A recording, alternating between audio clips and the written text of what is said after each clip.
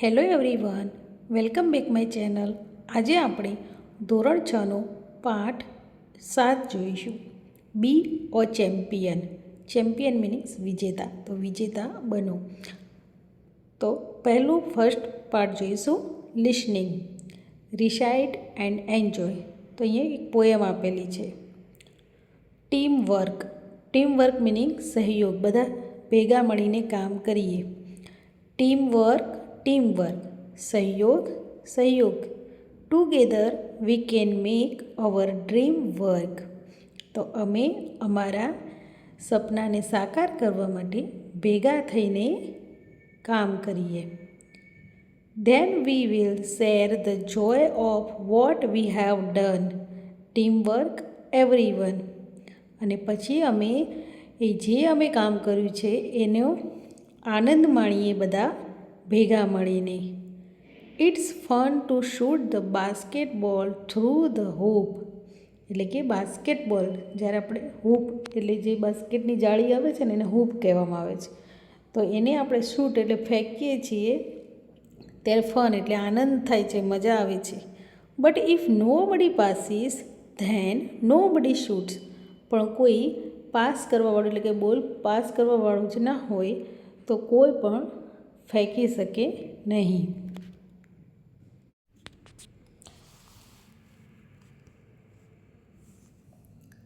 And the relay race just can't go on.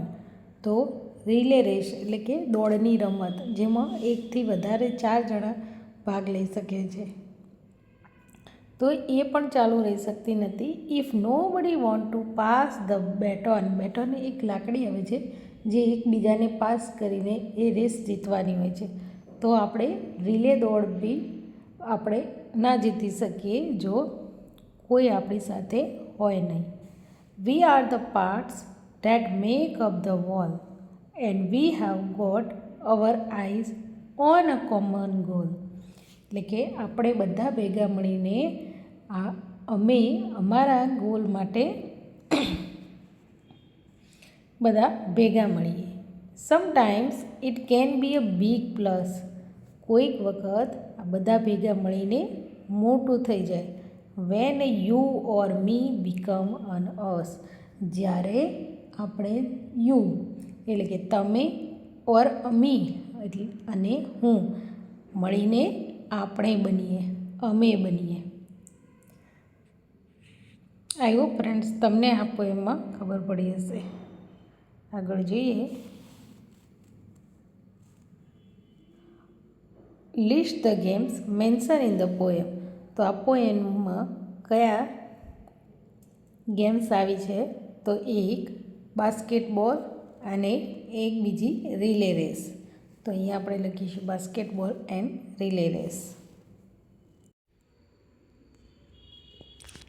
Listen to the story. વાર્તા સાંભળો. Major Dhyanchand the hockey wizard. Major Dhyanchand hockey wizard એટલે કે હોકીના જાદુગર. Hockey એક રમત છે. Dhyanchand is called the hockey wizard of India. ધ્યાનચંદને ઇન્ડિયામાં એટલે કે ભારતમાં હોકીના જાદુગર કહેવાય છે. His winning and patriotic spirits are always remembered. આપણે તેમની જીત અને તેમની દેશભક્તિ હંમેશા યાદ રાખીશું. Once he had an interesting meeting with Adolf Hitler. એક દિવસ તેમને એક રસપ્રદ મીટિંગ થઈ. કોની સાથે? તો એડોલ્ફ હિટલર સાથે.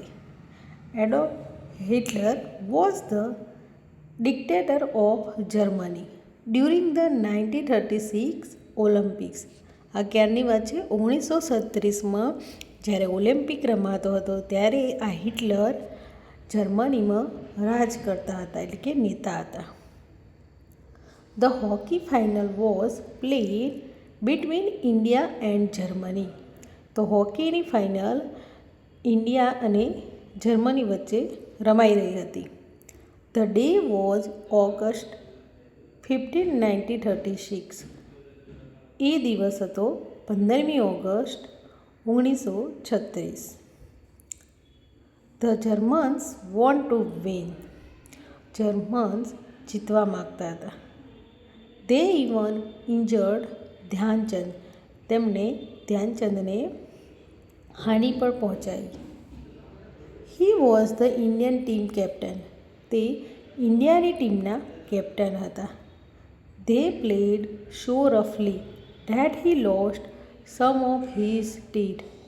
એમણે એટલું ખરાબ રીતે રમ્યા કે તેમના દાંત પણ તૂટી ગયો. ટીથ મિનિંગ્સ દાંત. But he did not give up. પણ તેમણે છોડ્યું નહીં. he kept playing bravely. તેમણે બ્રેવલી મિનિંગ્સ બહાદુરી રીતે. બહાદુરી રીતે તેમણે રમવાનું ચાલુ રાખ્યું. He even changed his fancy shoes. તેમણે તેમના ફેન્સી શૂઝ હતા એ પણ શૂઝ મીન્સ બૂટ તે પણ ચેન્જ કરી દીધા. He decided to wear his simple shoes. તેમણે નક્કી કર્યું કે હું આ સાદા જ શૂઝ પહેરીશ. Amazingly, આશ્ચર્ય રીતે, he fired 3 quick goals and India won the match. તેમણે આશ્ચર્ય રીતે 3 ગોલ કરી દીધા અને ઇન્ડિયા આ મેચ જીતી ગયું. The final score was India 8, Germany 1. અને ફાઇનલ સ્કોર શું થયો હતો? ઇન્ડિયાએ 8 ગોલ કર્યા હતા અને જર્મનીએ 1 ગોલ કર્યો હતો.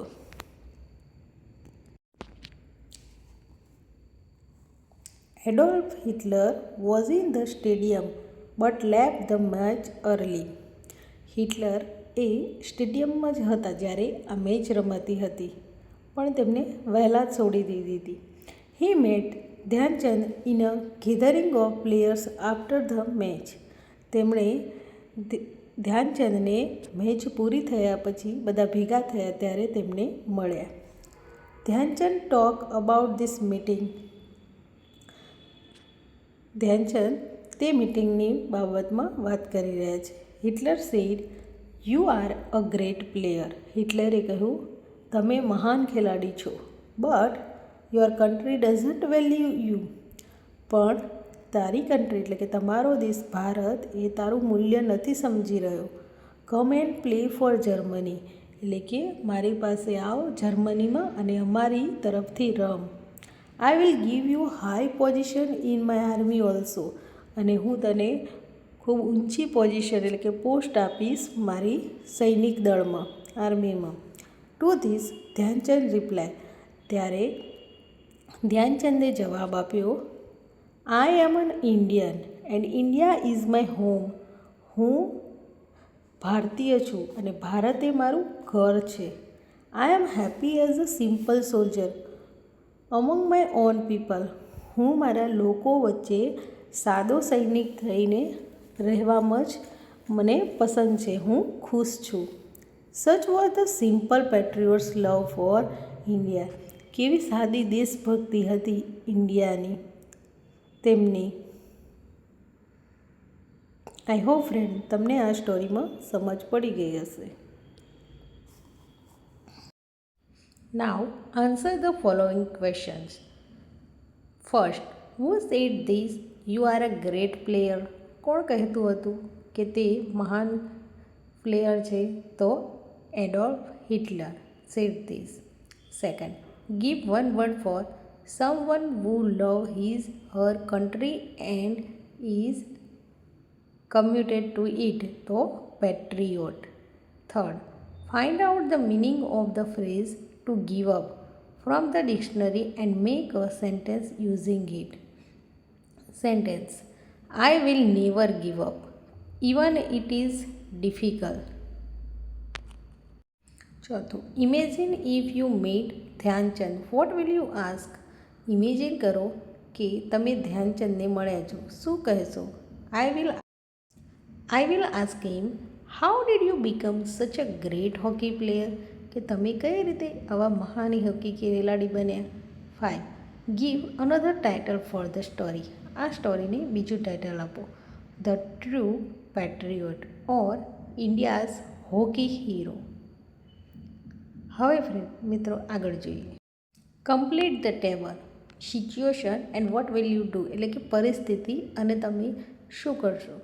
If you find 10 rupees note from your school compound, તો તમારા સ્કૂલના મેદાનમાંથી તમને 10 રૂપિયાની નોટ મળે તો તમે શું કરશો. તો I will give it to the teacher or the school office, હું ટીચર્સને આપીશ કાં તો સ્કૂલની ઓફિસમાં આપીશ. You have not done your homework, તમે તમારું હોમવર્ક પૂરું કર્યું નથી.